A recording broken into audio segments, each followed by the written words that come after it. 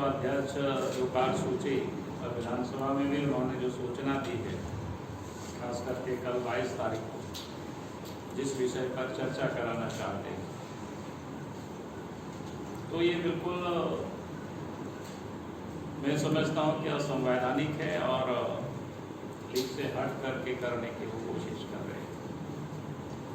अब वो विषय है वो कृषि बिल को लेकर, क्योंकि अब कृषि बिल नहीं कि कानून बन चुका है, पार्लियामेंट से कानून बना, लोकसभा राज्यसभा ने उस बिल को पारित किया, उसके बाद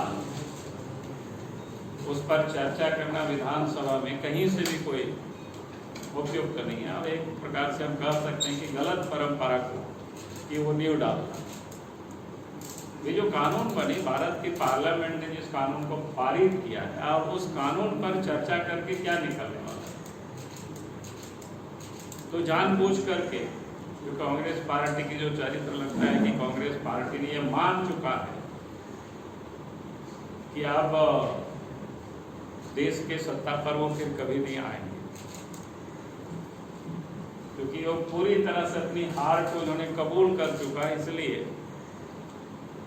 क्योंकि इस प्रकार की अनार जो जिसको बोलते हैं ना कि किसान आंदोलन को सपोर्ट करना या फिर विधानसभा में भी उस पर चर्चा कराना, तो इसका यही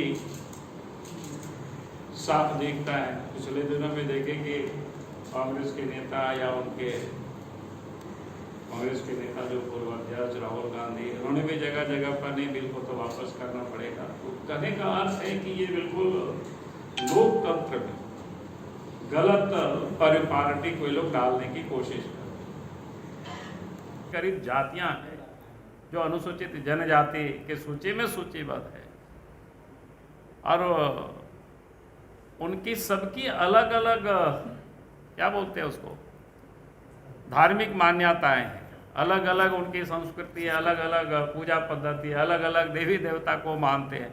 तो एक आदमी ऐसे कैसे दावा कर सकते हैं? तो ये बिल्कुल गलत है। और आज भी अगर आप देखें तो जैसे जम्मू कश्मीर वहाँ तो गुजर बकरवाल भी जो मुस्लिम क्या बोलते हैं मत को मानते हैं, वो भी एसटी की सूची में है।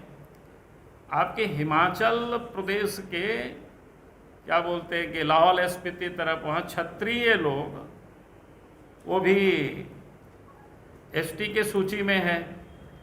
और झारखंड में भी 32 ऐसी जातियां हैं, और देश की जो बड़ी आबादी है ट्राइबल में, अपने आप को वो हिंदू ही लिखते हैं।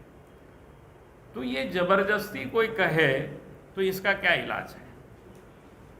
तो इसलिए आप हम तो कहेंगे कि भाई उनको पूरे देश का अध्ययन करना चाहिए, नहीं तो सरकार को एक टीम गठित करनी चाहिए। और झारखंड में भी देखेंगे जो बड़ी आबादी है, मुंडा है, उरांव है, संथाल है, वो ईसाई बन गए हैं। तो उसके बारे में उनको क्या कहना है हेमंत सोरेन को? वो बताना चाहिए उनको।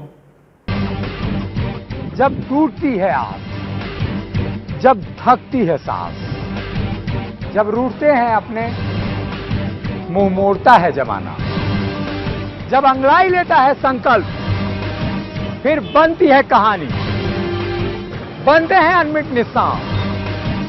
देखिए मेरे साथ संघर्ष की दास्तान।